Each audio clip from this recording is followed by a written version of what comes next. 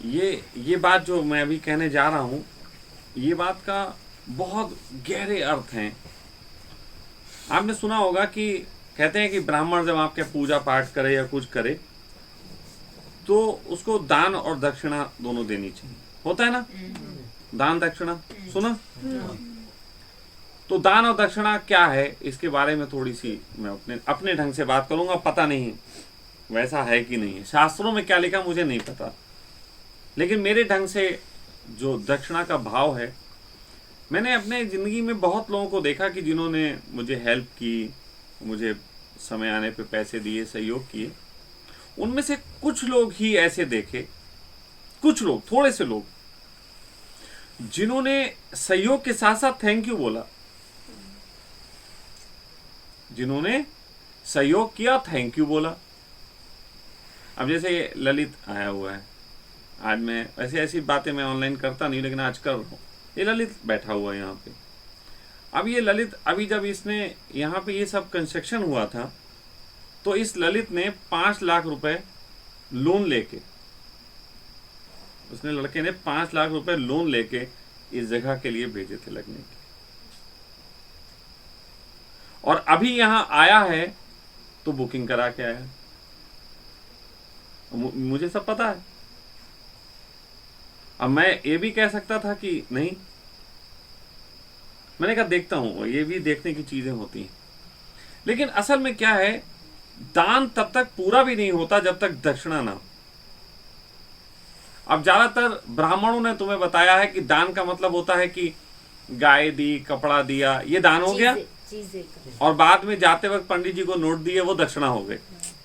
नहीं, दान का अर्थ होता है कि आपने जो किया, क्योंकि आप भाई कुछ नहीं करते हैं, आप पंडित हैं, आपने हमें ज्ञान दिया, हमारे और कार्य में सहयोग दिया, हमें समझ दी, तो उसके बदले में आप कुछ नहीं करते हैं तो हम आपको कुछ सहयोग हो जाए उसके लिए कुछ देंगे।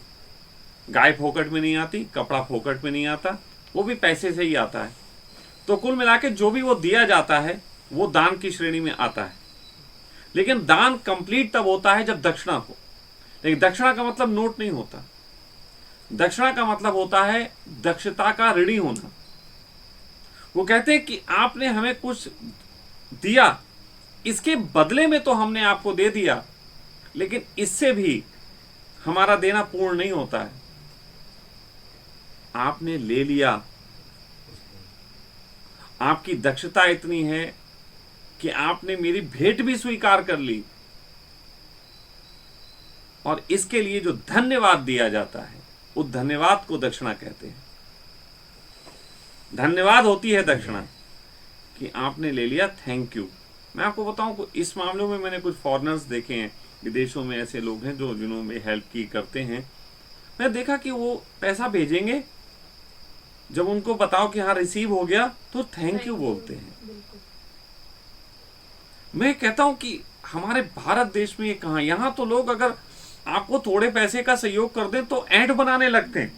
मतलब मंदिर में वो अपना लगवाने का कि ये कमरा हमने बनवाया, इसके लिए हमारा बोर्ड लगाओ, यहां ऐसी आकांक्षा होती। दान के बदले में उनकी आकांक्षा है कि उनके दक्षता के हम ऋणी हो जाएं। लेकिन दान सही अर्थों में दक्षता के साथ ही पूर्ण होता है। दान और दक्षिणा मिलके ही उसकी पूर्णता होती है। और मैं अपने संबंध में अगर बताऊं तो वाकई में मैं इसी जज्बे को पसंद करता हूं। इसी जज्बे, मैंने आज तक कभी भी, मुझे बहुत लोगों ने मदद करते हैं, मैं कभी किसी को थैंक यू नहीं बोलता। अब होना ये चाहिए, मुझे थैंक यू बोलना चाहिए, एक जनरल व्यवहारिक दृष्टिकोण से मुझे थैंक यू बोलना चाहिए, मैं नहीं बोलता, नहीं, कभी मेरे मुंह से निकलता ही नहीं। लेकिन वो जब ऐसा कहते हैं तो एक जैसे कहते हैं ना कि उन्होंने कंप्लीट कर दिया चीज। तो इसको ऐसे कहा जाता था कि मंदिर के बाहर जूते तो उतारो उतारो, गर्दन भी उतारो, तब तो बात हुई। समर्पण का भाव, तब तो बात हुई। जैसे सजदा के संबंध में आजकल बातें चल रही हैं, सजदा क्या है? अब आपको कहेंगे मुस्लिमों वाला देखा, ये आदमी तो मुस्लिमों का सपोर्ट है, सजदा करवा रहा है। भाई इसी सजदे के हिंदी कर लो, समर्पण। इसी की हिंदी कर लो, समर्पण। लेकिन समर्पण में एक चीज हो जाती है कि समर्पण में ऐसा लगता है कि कोई है, उसके प्रति समर्पण। इसलिए समर्पण को भक्ति से तो जोड़ा जाता है, लेकिन मेडिटेशन से नहीं जोड़ा जा सकता। मेडिटेशन तो स्वयं के प्रति होता है। तो स्वयं के प्रति सजदा शब्द अच्छा है, खुद के प्रति समर्पण में सजदा शब्द अच्छा है, और दूसरे के प्रति समर्पण अच्छा है। दूसरे के प्रति समर्पण अच्छा है और खुद के प्रति समर्पण सजदा शब्द अच्छा है। तो ये बात भी ऐसी है कि दूसरे के प्रति अगर तुम्हें प्रेम है तो अगर समर्पण नहीं है तो अधूरा है मामला। जैसे प्रेम बहुत लोग कर लेते, समर्पण नहीं कर पाते। वो कहते स्वामी जी आपकी बात अच्छी लगती लेकिन समर्पित नहीं हो सकते। तो दूसरे के प्रति अगर मेरे प्रति प्रेम है तो समर्पण होना चाहिए। मुस्लिम धर्म को एक जगह समझना मुश्किल हो जाता है जब वो कहते हैं कि कुरान जो है यही तुम्हारा सब कुछ है। तो वो कहीं ना कहीं ये कह रहे हैं कि अल्लाह का हुक्म है, ये आया और ये पूरा कर लेना चाहिए। आजकल जिहाद के ऊपर बड़ी चर्चा चल रही है। आपने वो उस पर कोई मुस्लिमों के ऊपर एक केसेस ठोक गया है कुछ, लव जिहाद बोलते हैं। लव जिहाद नहीं, मुस्लिमों में एक कोई मोहसिन रजा करके हैं, उन्होंने कुछ शायद ऐसा डाला है कि इसमें कुछ आयतें गलत हैं, वो हटाई जानी चाहिए। 26 आयतों पे उन्होंने जिक्र किया। उनका सबसे ज्यादा जो जिहाद पे है। लेकिन जिहाद के बहुत सारे मतलब होते हैं। जिहाद का मतलब नहीं होता कि किसी का कत्ल करो। जिहाद की 4 जिहाद होते हैं। एक तरीके से मुस्लिमों में 4 जिहाद का जिक्र है। पहला जिहाद करो कि आप जो हैं अपने अंदर की नब्ज को अच्छा करने के लिए, मन जो आपका है उस पर कंट्रोल करने के लिए जिहाद होना चाहिए। ये पहला जिहाद है। दूसरा जिहाद जिसकी बात की गई है वो जिहाद है कि आपको ज्ञान प्राप्ति के लिए जिहाद करना चाहिए। लड़ भी सकते हो, ज्ञान प्राप्ति के लिए आप संघर्ष करो। ज्ञान सत्य को पाने के लिए खूब संघर्ष होना चाहिए। उसके बाद यह है कि आपको नेक काम करने के लिए भी जो है आप अपने अंदर नेकी बरकरार रहे, आप अपने घर वालों का ख्याल रखो, बच्चों का ख्याल रखो, माँ बाप का ख्याल रखो, पड़ोसी का ख्याल रखो, इसका भी जिहाद है। ये तीसरा जिहाद कहता है कि समाज में अच्छी बातें हमें फैलानी चाहिए, ये जिहाद है। और चौथा जिहाद इसलिए है कि समाज में कहीं कोई बुरा हो रहा है, किसी दूसरे के साथ भी बुरा हो रहा है, तो उसके प्रति भी अन्याय के खिलाफ आवाज उठाना भी जिहाद है। तो 4 जिहाद हैं। अब ये 4 जिहाद तो बड़े अच्छे हैं, मुझे तो इसमें कोई बुराई नहीं लगती। हाँ, लेकिन जिहाद के नाम पे किसी दूसरे धर्म को मारो, वो तो गलत बात है। Crime is crime. गलत कोई किसी को भी कर सकता है, लेकिन मुस्लिमों में 4 जिहाद बताए गए हैं।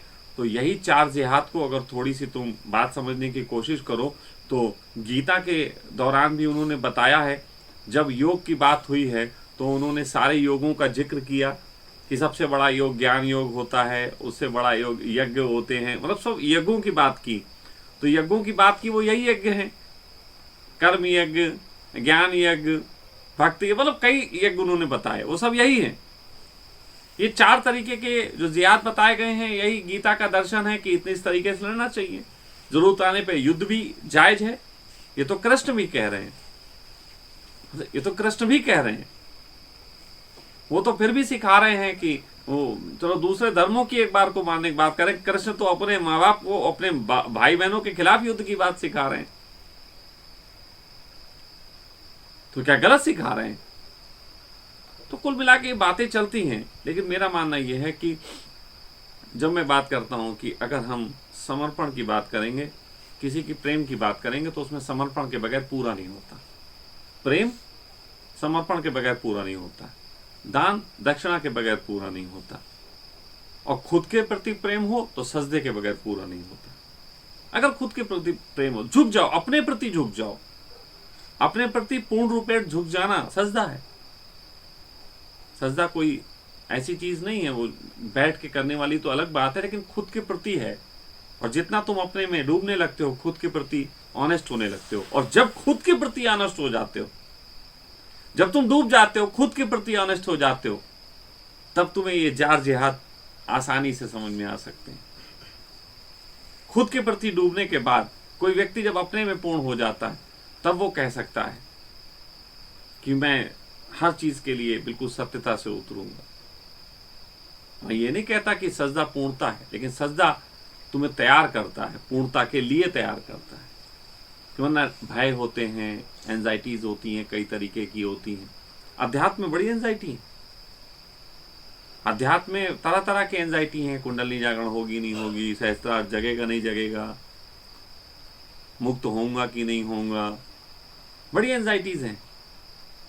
लेकिन सजदे से एंजाइटीज खत्म हो जाती हैं सारी। अगर सजदा पूरा आप करते रहे तो ये चीज खत्म होनी चाहिए। और जब तक ये चीज एक भी रह गई, मतलब ये समझ लो कि एक कोने में भी अगर अंधेरा है तुम्हारे अंदर, तो इसका मतलब अभी सजदे की जरूरत है। लोग कई बार ऐसा पूछते हैं कि सजदा कब तक करना है, कितने दिन तक करना है। मैं कहता हूं तुम्हारे अंदर अंधेरा जब तक है तब तक करना है।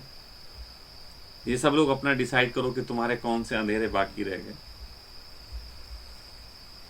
तो अभी कई बातें आ गई यहाँ पे, लेकिन वही चीज है कि 3 बातें स्पष्ट निकल के आती हैं। प्रेम है तो समर्पण भी होगा, दान है तो दक्षिणा भी होगी, और अपने प्रति अगर झुकाव है तो सजदा भी होगा।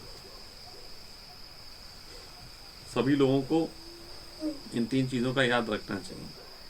सजदे के लिए जो है, आप सब लोग इस समय हैं सजदे में जा रहे, इसको जितना बढ़ा सकें उतना बढ़ाएं। जितना समय हो सके अपने को दो, जितना समय अपने को दोगे, ऐसा बिल्कुल नहीं है कि तुम्हारे अंदर से कुछ कमियां हो जाएंगी। आप लोग अच्छा यहाँ पे कर रहे हो सजदा, या सजदा करने के बाद आपको ऐसा लगता है आपकी वर्किंग कैपेसिटी कुछ कम हो गई? किसी को लगा? बढ़ जाती है। बढ़ा ना? क्या ऐसा लगा कि आप लोग बहुत सुस्त हो गए, ढीले हो गए, ऐसा कुछ लग रहा है? मैं पूछ रहा हूं। बढ़ता है, पॉजिटिविटी बढ़ता है। मैं पॉजिटिविटी क्या, वैसे आप सोचो कि आपको कुछ ऐसा लग रहा है कि कुछ गड़बड़ हो रही? नहीं, शांत फील होता है, बहुत शांत, पूरा शांत फील होता है ना।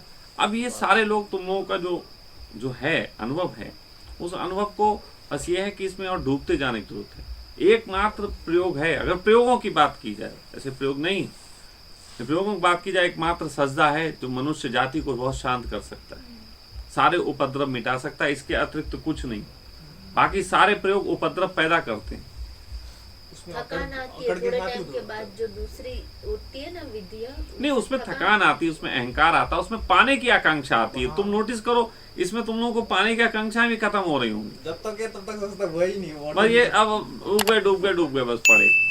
पाने की आकांक्षा खत्म हो जाती है कि हमें कुछ होना भी है, हमें कुछ पाना भी है, कि बुद्धत्व पाना है, ज्ञान पाना है, सत्य पाना, ये भी बेवकूफियां खत्म हो जाती हैं। आप लोगों ने कभी कभी ऐसे कोई देखे होंगे, मुस्लिम ऐसे मिल जाते हैं कि बड़े सरल होते ना, कुछ खान साहब टाइप के लोग होते हैं, बड़े सरल, ना उनमें क्रोध होता है ना कुछ होता है, कतई स्वीट से होते हैं, एकदम बिल्कुल डाउन टू अर्थ। मतलब पहले माउंटेन कभी देखे ही नहीं थे, मेरे यहाँ तो है ही नहीं, कहीं दूर दूर तक नहीं है। तो मैं एक टूर पे गया था स्कूल की तरफ से, 9th क्लास में था। तो जब फर्स्ट टाइम मैं मिला था, जो काजी होता है मस्जिद में, वहाँ में वो बाहर बैठे थे, बहुत प्यारे इंसान थे। उन्होंने मेरे जोक सुनाया, बहुत मतलब पहली बार मुझे, मतलब तब से रिस्पेक्ट है। नहीं, अगर वास्तव में कोई भी मुसलमान नमाजी होगा, सजदे में जाता होगा, 5 वक्त नमाजी होगा, बहुत सरल होगा, शांत होगा। कट्टर भी होते हैं कुछ, उनका ढंग अलग हो जाएगा, लेकिन जो नमाजी सही में नमाज होगी, जिसको सजदा घटा होगा ना थोड़ा सा भी, बहुत सरल होता है, बहुत सरल होता है। मैं तो बचपन से बहुत मुस्लिमों के साथ रहा, दोस्त भी रहे, हमारे नौकर भी थे मुस्लिम, हमारे यहाँ घर में वकील आते थे, सिस्टर थी वकील, उसके फ्रेंड्स आते थे, वो भी बहुत मुस्लिम थे। मुस्लिमों का बहुत साथ रहा, मतलब मुस्लिमों को निकटता से देखा, उनकी मैं गड़बड़ चीज़ें भी पहचानता हूँ कि बहुत सी जो गड़बड़ है वो भी कह रहा हूँ, गड़बड़ भी चीज़ें हैं कि जिहाद को कुछ लोगों ने युद्ध का कारण बना रखा है। जिहाद अगर ओरिजिनल बात की जाए तो बहुत अच्छी,